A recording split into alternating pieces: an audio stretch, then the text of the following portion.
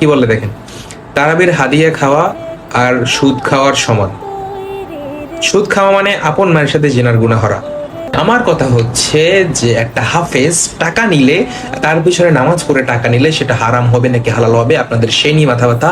একজন আলেম ওয়াজ করে টাকা নেবে, সেই টাকাটা হারাম হবে নাকি হালাল হবে সে নিয়ে আপনাদের মাথা ব্যথা। একজন ইমাম সাহেব বেতন কত নিছে, বেশি বেতন নিলে সেক্ষেত্রে আপনাদের মাথা ব্যথা। হুজুররা বেশি টাকা নিলে, মাদ্রাসার বেশি বেতন হলে সেক্ষেত্রে আপনাদের মাথা ব্যথা। আরবি পড়িয়ে বেশি টাকা নিলে সেক্ষেত্রে আপনাদের মাথা ব্যথা। মক্তবে বেশি টাকা নিলে সেক্ষেত্রে আপনাদের মাথা ব্যথা। কিন্তু আপনারা যখন বিদেশ থেকে নর্তকী নিয়ে আসেন এই দেশে নাচার জন্য, কোটি কোটি টাকা, লক্ষ লক্ষ টাকা খরচ করে, তখন আপনাদের এটা হারাম নাকি হালাল সেই ব্যাপারে আপনাদের কোনো মাথা ব্যথা থাকে না। আমার বলার ভাষা সবার ভালো লাগবে না, আমার মুখের কথা সবার এখন ভালো লাগবে না, কারোর অন্তর গিয়ে লাগবে, কারোর দিলে গিয়ে লাগবে, কারোর কলিজে ফেটে যাবে, বাট আই ডোন্ট কেয়ার। আমি আমার কথা বলে যাব, বলতেছি। একটা হাফেজ 1000 টাকা নেই, একটা ইমাম সাহেব 1000 টাকা নেই, একটা বক্তা 1000 টাকা নেই। আপনারা তো লক্ষ লক্ষ কোটি কোটি টাকা খরচ করে তাদেরকে প্রাইভেট জেট ভাড়া করে আপনি উড়িয়ে বাংলাদেশে নিয়ে এসে তাদেরকে নাচান, সেক্ষেত্রে কোটি কোটি টাকা খরচ হয়। একটা খেলোয়াড়ের মাসিক বেতন প্রায় 6 থেকে 8 লক্ষ টাকা, সেক্ষেত্রে আপনাদের কোনো মাথা ব্যথা নাই, সেক্ষেত্রে আপনাদের গায়ে বাজে না। আপনাদের মতো লোকরা সেক্ষেত্রে কেন যাই বলে না যে এটা হারাম নাকি হালাল? তখন এইসব লোকদের পাওয়া যায় না। তখন এইসব লোকরা কি করে? তখন এইসব লোকরা তার হাফ প্যান্ট পরে ওখানে চলে যায়। তখন আপনাদের মতো লোকরা কোথায় থাকে? যারা হুজুরদের পিছনে লেগে থাকেন। হুজুররা একটু টাকা ইনকাম করলে সেক্ষেত্রে আপনাদের গায়ে চুলকানি। এত চুলকানি কোথা থেকে আসে আপনাদের? হুজুররা একটু বেশি টাকা ইনকাম করলে হুজুর এতে করে বলছে, হুজুর ওটা করে বলছে। কেন ভাই? আপনারা মানুষ, হুজুরা মানুষ না? আপনাদের মন আছে, হুজুরদের মন নাই? আপনারা অনেক টাকা কামাই করতে পারবেন, হুজুররা কামাই করতে পারবে না। এখন বলবেন হুজুর কিভাবে এটা হালাল হলো? তারাবির নামাজ কি করে হালাল হয়? তারাবির টাকা কি করে হালাল হয়? আরে ভাই, আপনি মাসালা জিজ্ঞেস করতেছেন যে তারাবি পড়িয়ে টাকা নেওয়া হারাম নাকি হালাল, তার আগে আপনার এই কথা জিজ্ঞেস করা উচিত যে তারাবি যার পিছনে পড়তেছেন তার প্রতি আপনার দায়িত্ব কি? মহান রব্বুল আলামিন বলেছেন, যার পিছনে কোরআন শোনো তাকে দুহাত ভরে দাও। আপনি দুহাত ভরে কবে দিয়েছেন? আপনি দুহাত ভরে বাজ দিয়েছেন, কিন্তু আপনি দুহাত ভরে কখনো আপনি একটা হুজুরের সম্মান প্রদর্শন করেন নাই। আপনি হুজুরের পিছনে বসে বাজ দিতে চাইছেন দুহাত ভরে, কিন্তু দুহাত ভরে আপনি তাকে দেন নাই। আল্লাহ তাআলা দুহাত ভরে বাজ দিতে বলেন নাই, আল্লাহ তাআলা দুহাত ভরে সম্মান দিতে বলেছে। আল্লাহ তাআলা দুহাত ভরে আপনার যা যা আছে সবকিছু দুহাত ভরে আপনি যার পিছনে কোরআন শোনেন তাকে দেন, এই বিধান আল্লাহ তাআলা দিয়েছে। অথচ আপনি নিজের কি কর্তব্য এটা আপনি জানেন না। এই ব্যাপারে আপনার কোনো জ্ঞান অর্জন করার বিন্দু মাত্র ইচ্ছা নাই। আপনার ইচ্ছা কি? চুলকানি। কারণ আপনার তো চুলকানি, আপনি হুজুরদের পিছনে লেগে থাকবেন, এটা স্বাভাবিক। আপনি লাগবেন কারণ আপনার ভিতরে শয়তানি, আপনার ভিতরে শয়তান ভর করেছে। আপনি এখন হুজুরের পিছনে লেগে থাকবেন, আপনি হুজুরের পিছনেই লেগে আসছেন এবং এটা থাকবেন, মৃত্যুর এক পর্যন্ত থাকবেন, মৃত্যুর সময় ছটফট করবেন।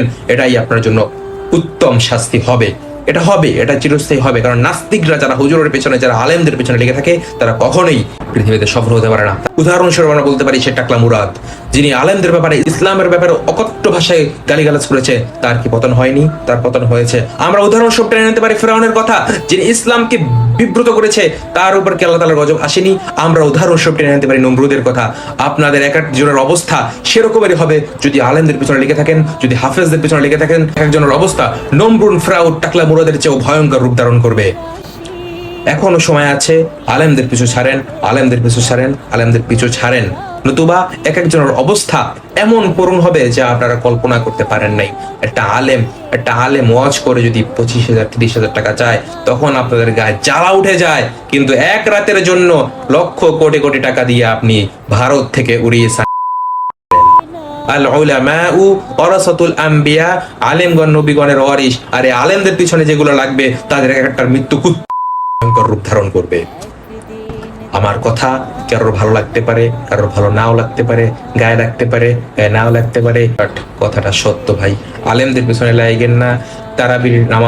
তারাবির নামাজের টাকা হারাম, তারাবির নামাজের টাকা হারাম হালাল, এগুলোর পিছনে লাগার আগে নিজের বিবেককে খাটিয়ে কোরআনুল কারীমে মহান রব্বুল আলামিন ও তার রাসূল সাল্লাল্লাহু আলাইহি ওয়াসাল্লাম কি বলেছেন এই ব্যাপারে তার উপরে জ্ঞান অর্জন করুন।